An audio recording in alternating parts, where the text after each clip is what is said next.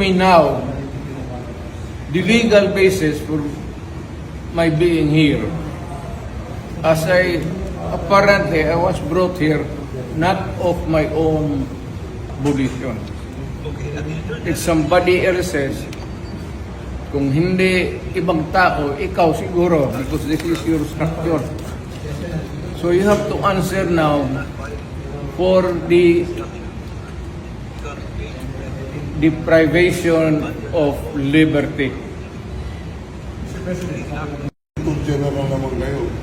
Alam niyo ba na hindi man lang siya na-serve kung anong kaso kung sina-charge sa kanya ngayon? Hindi niya alam.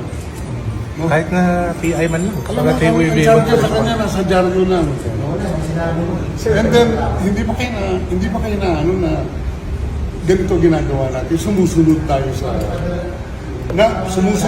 sa isang entity na hindi na tayo membro. Nag-withdraw na tayo. And yet, sir, you are the Prosecutor General. Yes. You know how to exercise due process. Before you can even file charges, you have to file a complaint. We have to file a counter affidavit. Without doing those procedural process, here we are being issued a warrant of arrest, questionable warrant of arrest. Ano naman po, sir? Sir. There's naman doon blooper, puro pagdating sa trial dyan, tatawagin kita sa witness stand.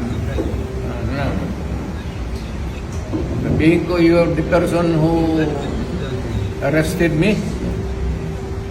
May I know the reason why? Have you read the documents? Or at least, have you read the case at that time when you made the arrest? So that you would be guided to what you should know. Yan lang yan. Kaibigan tayo, galing ako gobyerno.